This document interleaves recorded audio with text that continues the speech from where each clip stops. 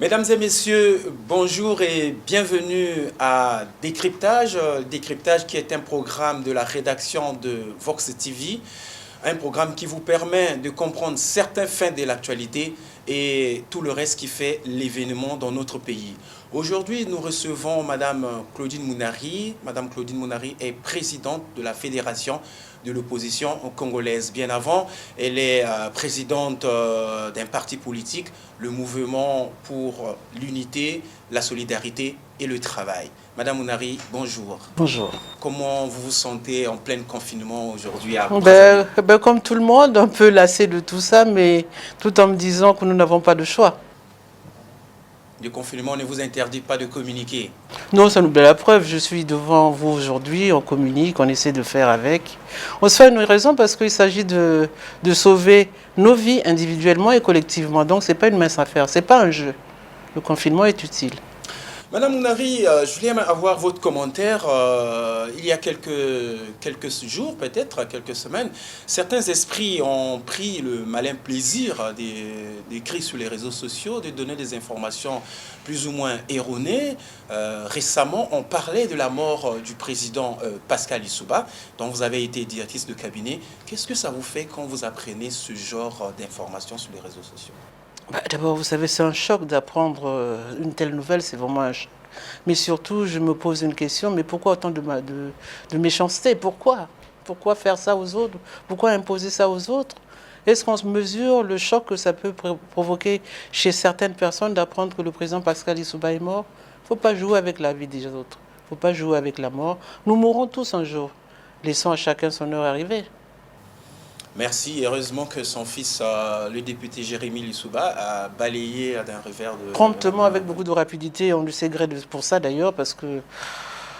Mais nous sommes déjà en pleine nouvelle terrifiante depuis beaucoup de mois à travers le monde. Et chez nous-mêmes, depuis le 14 mars, un premier cas de coronavirus a été déclaré au Congo. Et depuis, le gouvernement a pris des mesures pour faire que cette épidémie ne se propage pas dans les foyers congolais. Donc il y a eu beaucoup de mesures et principalement le couvre-feu et le confinement. Quel est votre commentaire sur ces deux mesures? Je ne mets pas en doute l'importance de cette mesure parce qu'elle a fait ses preuves ailleurs, mais ce qui me pose problème, c'est la manière dont son importation s'est faite chez nous, sans tenir compte de la réalité des populations et des familles congolaises. On ne confine pas les gens qui vivent, qui cherchent leur pitance au jour le jour. Quand on confine ces gens-là, ils ne travaillent plus, ne produisent plus, alors comment ils se nourrissent? Donc la mesure est bonne, mais il faut des mesures d'accompagnement. Et les prendre de manière sérieuse, parce que là, l'État doit jouer son rôle, parce que c'est le rôle de l'État.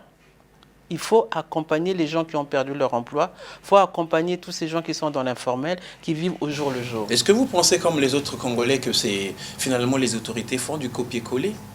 Si les preuves sont là, que ça bloque l'évolution de la propagation de la maladie, pourquoi ne pas faire ce que font les autres quand ils font bien? De la même manière, je dirais, le Gabon a pris des mesures, beaucoup de mesures pour accompagner les populations gabonaises, pour éviter que le Covid, la récession, toutes les conséquences socio-économiques qui vont en découler de ce confinement ne soient plus graves que la maladie elle-même. Donc, ce que les autres font bien, il faut copier. Il n'y a pas de problème. Il faut copier ce que les autres font bien. On va revenir certainement dans les contenus, les mesures d'accompagnement et tout. Mais en fait, le couvre-feu et le confinement, c'est des bonnes mesures. Et vous les appliquez? Ah, moi, je les applique, oui, je les applique. Et vous pensez que les autres Congolais aussi doivent appliquer le confinement? Écoutez, on devrait, mais on n'a pas toujours les moyens d'appliquer, de respecter le confinement. Mais si je suis obligé d'aller chercher à manger, je vais être obligé de sortir. Le gouvernement accorde quand même la gratuité de l'électricité et de l'eau. C'est pas suffisant déjà comme mesure d'accompagnement? Si vous restez longtemps chez moi, vous allez vous rendre compte que l'eau n'est pas disponible. Parce qu'il ne faut pas... Je salue la mesure qu'a prise le gouvernement de rendre gratuit l'eau et l'électricité. Mais il ne faut pas que ça devienne un leurre. Parce que si on n'a ni l'une ni l'autre, c'est un leurre. Parce que gratuité ne veut pas dire disponibilité. Il y a une grande différence là-dessus. Et aujourd'hui, dans toutes les maisons congolaises, il n'y a pas d'eau.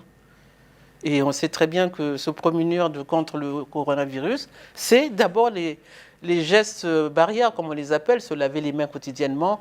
Bon, ça, l'eau, on n'a pas toujours l'eau. Parce qu'on a il y a la gratuité de l'eau au robinet. Mais beaucoup de gens ne vivent plus au Congo de l'eau au robinet. Ils vivent de l'eau qu'ils vont puiser dans les points, dans les sources, là où il y a des forages. Et cela, qu'est-ce qu'on a fait pour eux? Tout le monde connaît la balade des bidons jaunes dans la ville de Brazzaville. Pour cela, on n'a pas apporté des solutions. Et moi, je préfère d'être en face de vous. Vous êtes un média bien reconnu dans notre pays pour attirer l'attention des uns aux autres, des autres, pour dire qu'il y a des choses qu'il faut continuer à faire. Ce n'est pas parce que l'eau est gratuite qu'on a résolu le problème des Congolais. Il faut voir aussi comment pallier le manque d'eau chez ceux qui n'ont pas de bâche chez eux, pour ceux qui sont obligés d'aller à la source pour acheter l'eau avec les bidons jaunes. Le gouvernement a pris une autre mesure, c'est-à-dire qu'il faut aider les démunis, les pauvres. Un transfert de 4 milliards de francs CFA a été donc fait sur le compte du ministère des Affaires sociales, qui, je crois, dans la répartition, chaque foyer devait avoir 50 000 francs CFA. Vous soutenez la mesure? Vous le trouvez insuffisante? Écoutez, de toutes les façons, comme on dit, on ne peut donner que ce qu'on a. Mais ce que nous donnons, donnons-le bien. Et donnons-le dans la transparence. Parce que le vrai problème de notre pays, c'est le manque de transparence. On dit qu'on a donné 4 milliards. Alors, moi, je sais que dans notre pays, il y a un programme qu'on appelle l'Isungi, qui est financé par la Banque mondiale.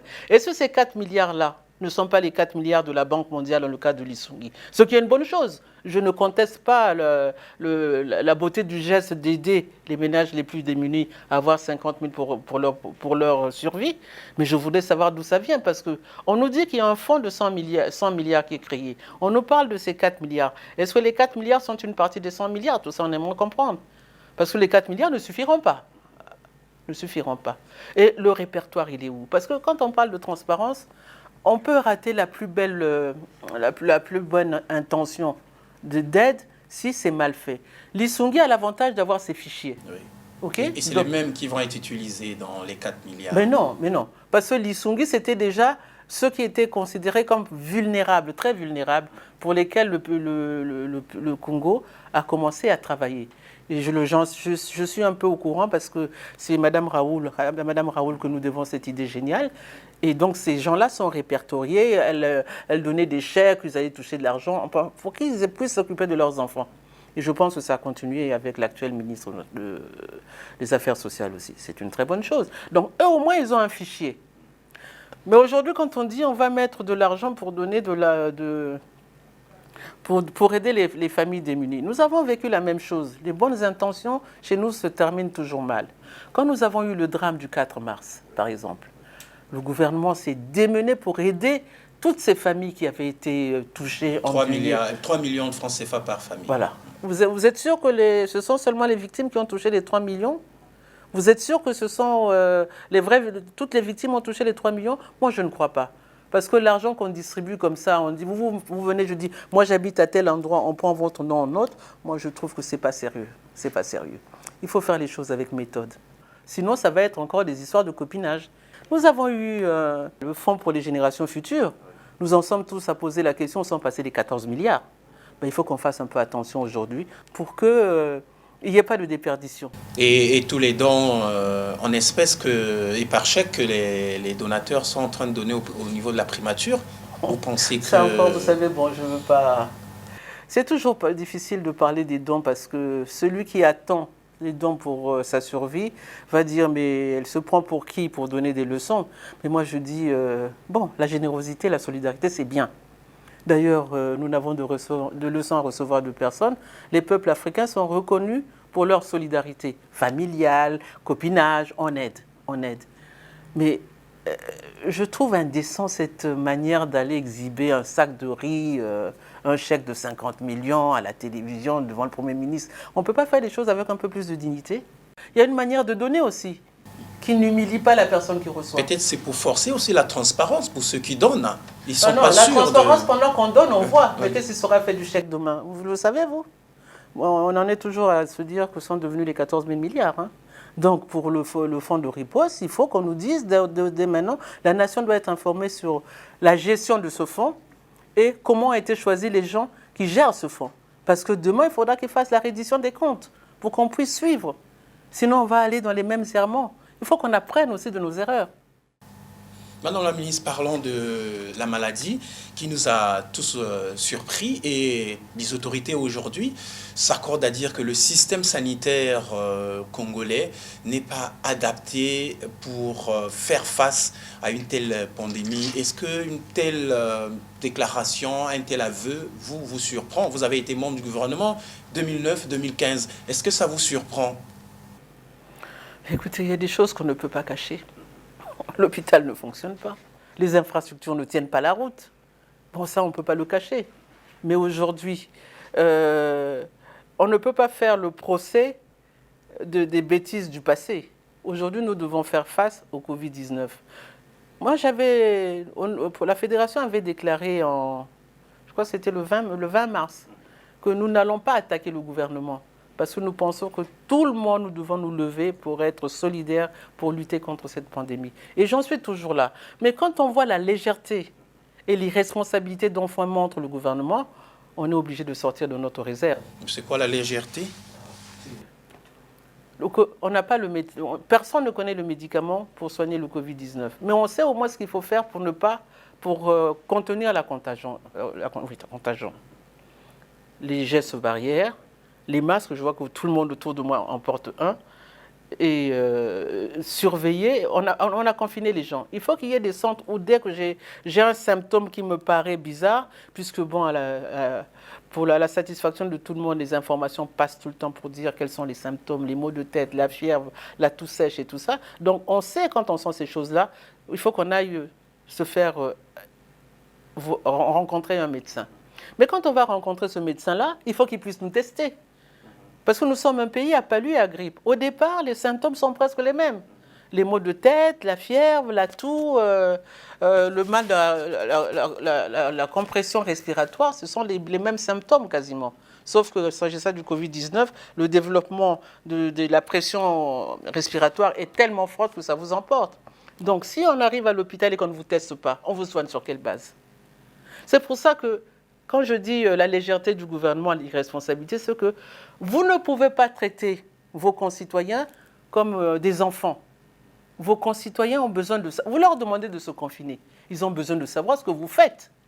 Donc dites-leur que nous avons commandé tant de masques, nous avons tant de tests, nous avons tant d'appareils respiratoires, parce que dans ce pays, on n'a même pas des lits de réanimation.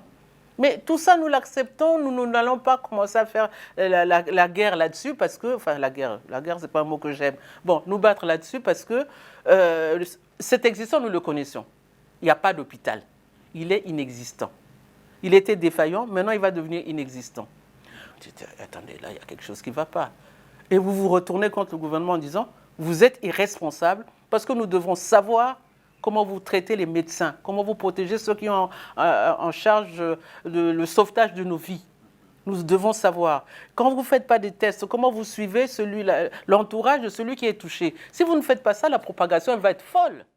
Est-ce que, Madame Nari, lorsque vous étiez dans le gouvernement, ce genre de débat, ce genre de discussion revenait quand même sur la table des débats, je vais dire par exemple, lors de l'adoption de l'avant-projet du budget?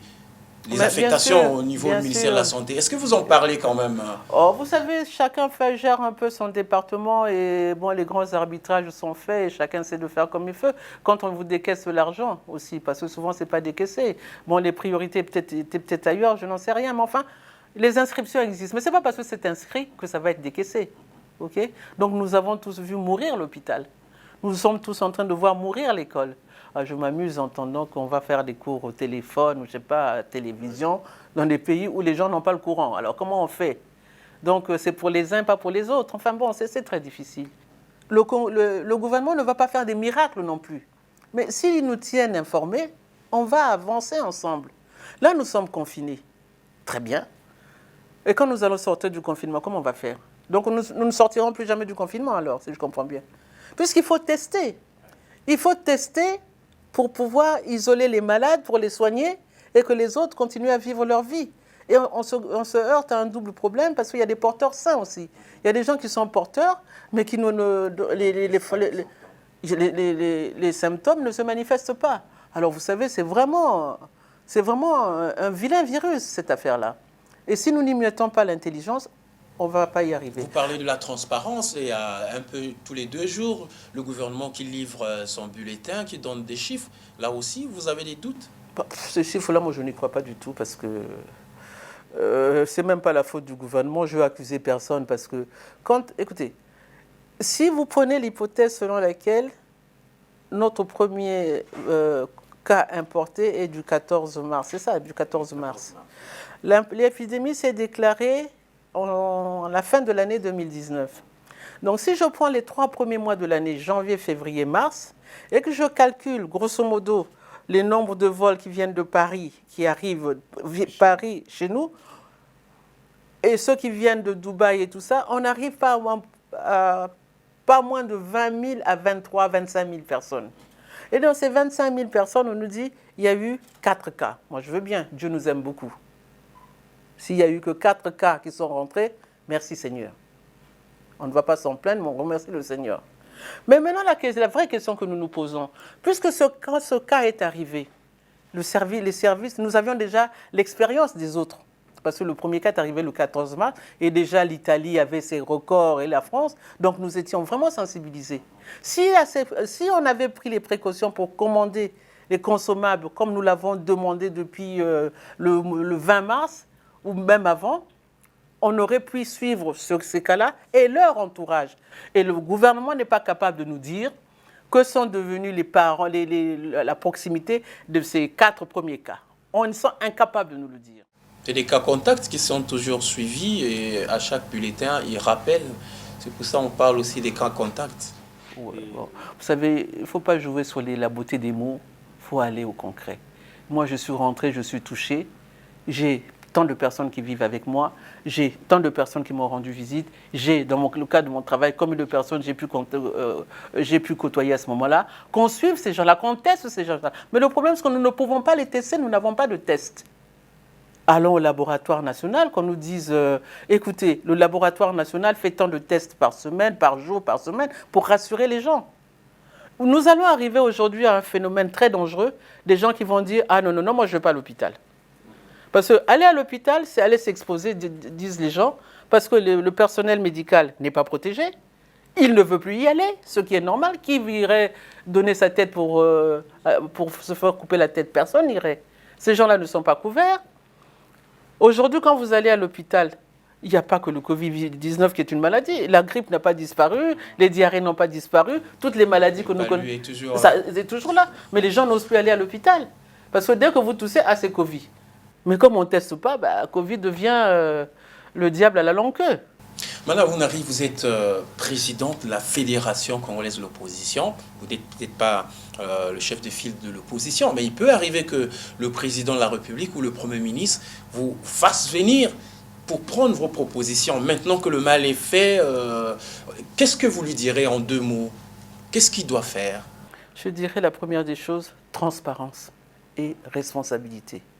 En 2e mot, le point de tout ce qui a été commandé pour accompagner, pour lutter contre ce Covid-19. Combien de respirateurs nous avons? Combien de tests avons-nous? Combien de masques avons-nous? Parce qu'à un moment donné, il faudra que nous soyons tous masqués si nous voulons nous en tirer. Parce que ce jeu de dire le marché ouvert 3 jours par semaine, donc, alors c'est vrai, notre Covid-19, il est génial. Il prend des vacances. Le jour où il y a marché, ça ne contamine pas, il n'y a pas de contagion. Et après, on ferme parce qu'il y aura contagion. Vous trouvez ça logique? Vous ne trouvez pas que là, quelque part, il y a une aberration? Mais vous avez tout à l'heure dit qu'il faut bien que les gens sortent pour aller chercher à manger. Mais il fallait organiser, il faut organiser. Mais c'est organisé. Non, aller au marché. 3 jours sur 7. Non, ce n'est pas parce que vous donnez... Et les marchés, vous êtes allé au marché? C'est l'afflux comme d'habitude. C'est pulvérisé, bon, désinfecté. On pulvérise les immondices et tout ça. Bon, je veux bien, je ne veux pas faire de débat. Non, on est dans la survie de toute une population, on va laisser certaines analyses fines de côté. Mais c'était organisé, par exemple, dans les blocs. Chacun dit, moi j'ai besoin de tant de machin. Une banque alimentaire, tout simplement, dans chaque quartier. Et à ce moment-là, le chef de bloc gère la file d'attente. Mais quand on permet aux gens d'aller au marché 3 jours de la semaine, et le marché fonctionne normalement, il est plein à craquer. Et 4 jours après, on vous dit, n'allez pas, ne sortez pas parce que vous allez propager la contagion. Nous sommes sérieux avec nous-mêmes. Moi, je trouve qu'on est en pleine impasse, on patauge dans la gadoue, on ne sait plus quoi faire.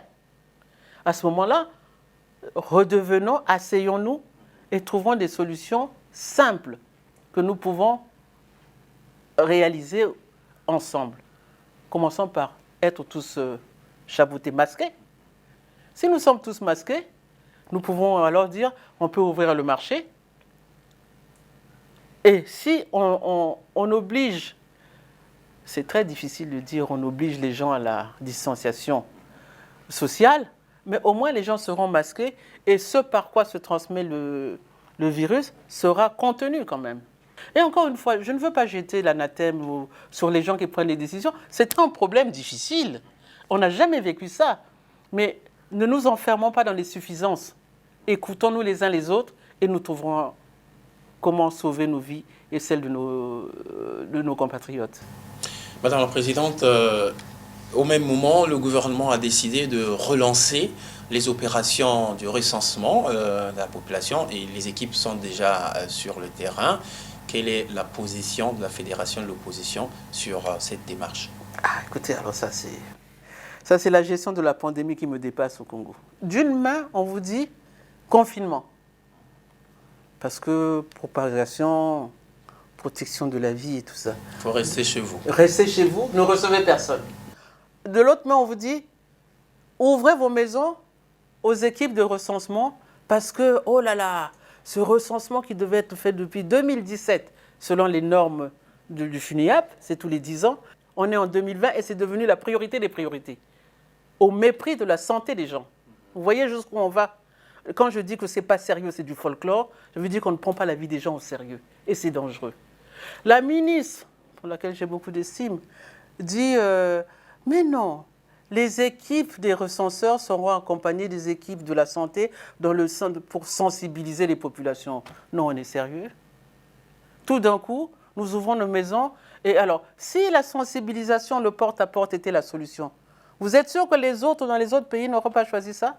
Mais l'OMS n'a recommandé ça nulle part et aucun organisme sérieux n'a recommandé le porte-à-porte, la sensibilisation de porte-à-porte pour lutter contre le Covid-19. Donc vous voyez bien que là, il y a quelque chose qui ne va pas. On est en pleine pagaille. Nous perdons pied.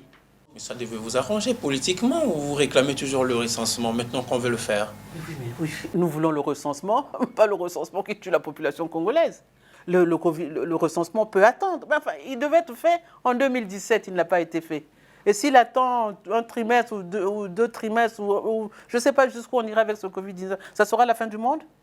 Où est-ce que vous avez déjà vu une telle aberration? Et on vous dit, elle dit d'ailleurs, elle est formidable, la ministre Duplon, elle dit non mais, elle a raison, elle dit, on n'enverra pas les gens sans les protections. Alors franchement, on a des protections pour les agents recenseurs, mais on n'en a pas pour ceux qui ont la mission de sauver nos vies. Vous trouvez ça normal? Une autre question justement par rapport à cela, la conséquence c'est qu'après si on ne fait pas le recensement dans les délais, peut-être que la présidentielle de 2021 aussi, parlons-en, va connaître un glissement. Est-ce que ça ne va pas soulever les vagues au niveau de la fédération de l'opposition? La fédération de l'opposition a conscience que le pays, déjà avant le Covid-19, nous avons conscience qu'il y avait des problèmes dans le pays, qu'il fallait qu'on s'asseye pour trouver des solutions. D'accord ? Et le Covid est venu par-dessus, donc nous avons encore plus de décisions à prendre de manière consensuelle à résoudre, n'est-ce pas? Mais alors, si on ne peut pas faire les élections, ou on doit les faire à date ou pas à date, ben c'est le Covid-19 le déterminera. Madame Ounari, je rappelle que vous avez été candidate à l'élection présidentielle de 2016 et vous êtes sortie peut-être avec un score de 1,5% des suffrages, peut-être un score que vous n'avez jamais accepté. Non, je n'ai pas accepté, mais ce n'est pas ça le problème. Mais aussi, vous aurez pu être candidate à Muyonzi. Vous avez été 2 fois députée, élue 2 fois. Mais après, vous avez décidé de ne pas être candidate. Est-ce que c'était une bonne décision à l'époque? Est-ce qu'il y a eu plus la pression de vos partenaires de l'opposition qui, eux, peut-être n'avaient pas les mêmes chances que vous? Oui, bon, non, le problème ne se pose pas. Je suis une femme à principe, je suis une personne, j'ai des principes. Donc je suis engagée dans un combat, je le mène jusqu'au bout.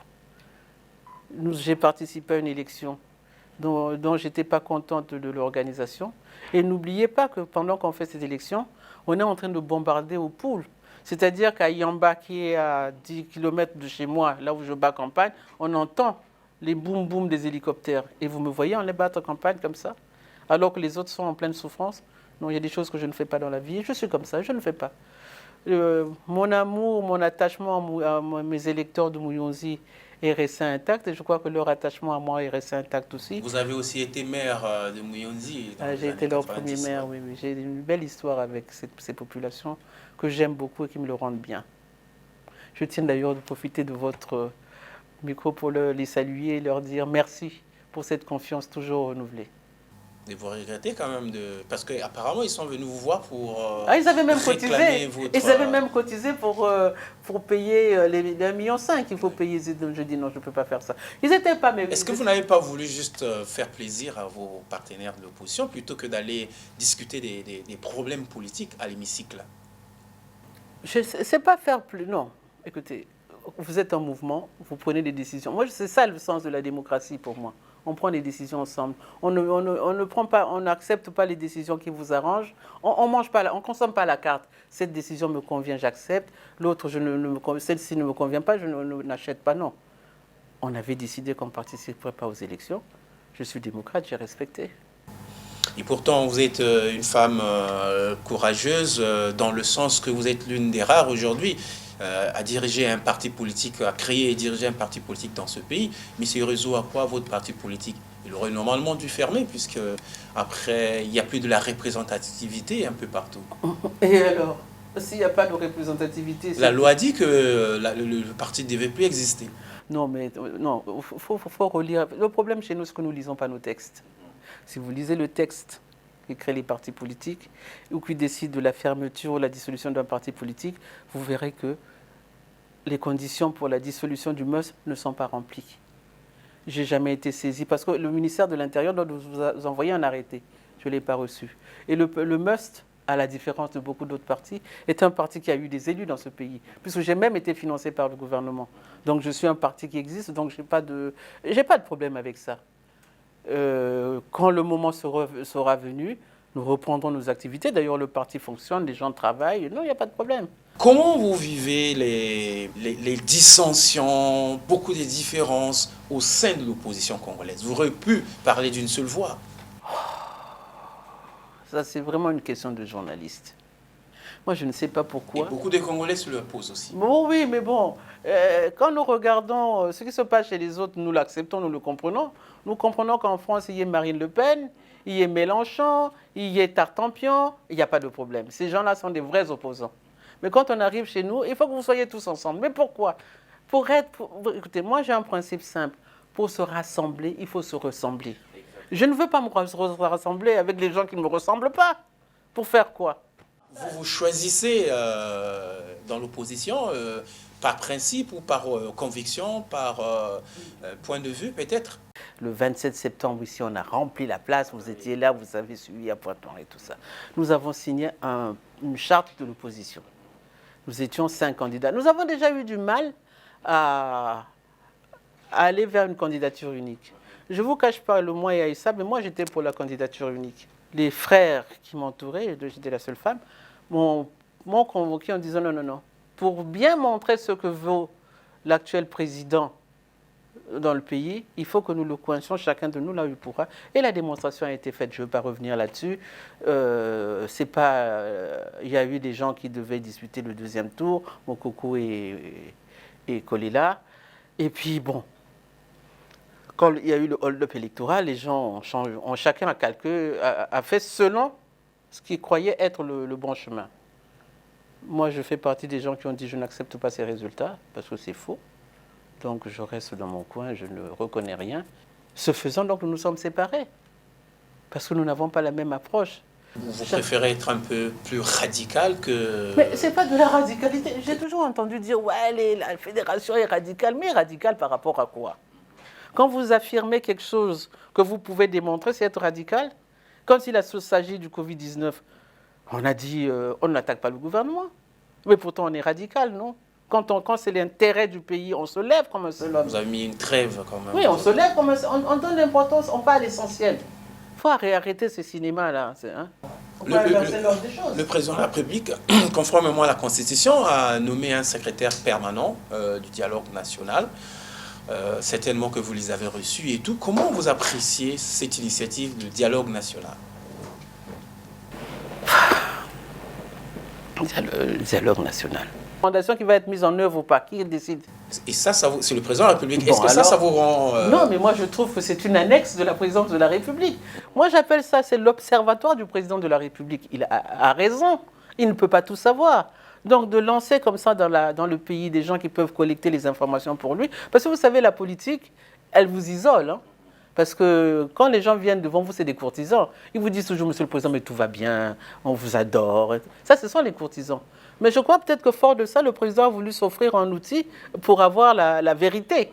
Si nous voulons que le Conseil fédéral, Conseil national du dialogue, soit cette force qui conduise à un consensus national quand il y a des problèmes, à ce moment-là, donnons-lui les moyens. Mais vous les avez reçus chez vous? Et qu'est-ce que vous vous êtes dit alors? Mais nous, on les a reçus, on leur a dit, voilà ce que nous pensons, nous, par rapport au dialogue. On a donné nos points de vue, on a développé. Et vous êtes prêts à aller au dialogue, la fédération? Mais nous sommes prêts à aller au dialogue, mais pas comme pas celui du Conseil national. Vous voulez un dialogue à la communauté internationale? De toute façon, nous avons même des ambassadeurs ici qui peuvent faire témoin. Moi, je ne suis pas... Je veux de la communauté internationale quand elle fait bien son boulot. Mais il y a des moments où elle s'égare aussi. Et là aussi, vous n'avez pas confiance à Martin Berry, que vous connaissez très bien, pour avoir travaillé à l'UPAES. Mais c'est même mon parent, il ne faut pas aller jusqu'au bout. Mais voilà. Mais non, mais le problème, le problème, c'est pas M. Berry Martin. Est-ce que vous n'avez pas discuté directement avec lui? Mais j'ai discuté avec lui, je discute avec lui. Vous savez qu'il aime le débat, il aime discuter, il aime convaincre. Et vous ne croyez pas à sa démarche? Non, moi je suis désolé. Les attributs qui sont les siens constitutionnellement ne lui permettent pas de jouer le rôle que nous attendons de lui, du dialogue. L'opposition. Et l'opposition qui vient aussi souvent avec des grosses conditions, libération de prisonniers et tout ça là. Vous êtes également dans la même logique? Libérer les prisonniers politiques. Vous ne pensez pas que par exemple en période de confinement, ça serait faire œuvre utile que de désengorger les prisons? Pourquoi ces gens-là sont des prisonniers mais n'ont pas été condamnés à mort, que je sache? Alors pourquoi nous allons assister benoîtement à leur mort dans les prisons? Est-ce que vous avez fait la demande? Nous demandons la libération des prisonniers politiques depuis toujours. Oui, ça c'était politique, dans une démarche politique. Maintenant, là, vous parlez du Covid-19. Est-ce que vous avez demandé quand même qu'on les laisse rentrer? Je crois savoir qu'ils sont en train de le faire, mais à la congolaise, c'est-à-dire dans le désordre. Vous avez 50 000, vous payez, vous vous retrouvez dehors, vous n'avez pas... Bon, c'est compliqué ces choses-là. Justement, madame, pour terminer, peut-être en 2 mots, il y a vos militants, les sympathisants et tous ceux qui vous aiment bien, qui vous suivent aujourd'hui. Quel est le message que vous leur adressez par rapport à la pandémie du Covid-19? Qu'est-ce qu'ils doivent faire aujourd'hui? Ils doivent respecter les mesures édictées par le gouvernement, les gestes barrières, se laver les mains tout le temps avec du savon, longtemps, hein, pas au moins pendant 30 secondes, 40 secondes, bien se laver les mains, ne pas se toucher, même si on aime bien les bisous, on ne fait plus de bisous. Quand on doit tousser, on tousse dans le creux de son coude. Et c'est ensemble que nous allons remporter cette épreuve, a dit Madame Claudine Mounari, que nous recevions aujourd'hui. Elle est présidente de la Fédération de l'opposition congolaise. Mesdames et messieurs, merci beaucoup, mais surtout faites attention. Le coronavirus est bien présent au Congo. Au moment où nous enregistrons l'émission, 143 cas confirmés, 6 décès, 11 guéris. Prenez soin de vous, restez chez vous. Merci et à la prochaine.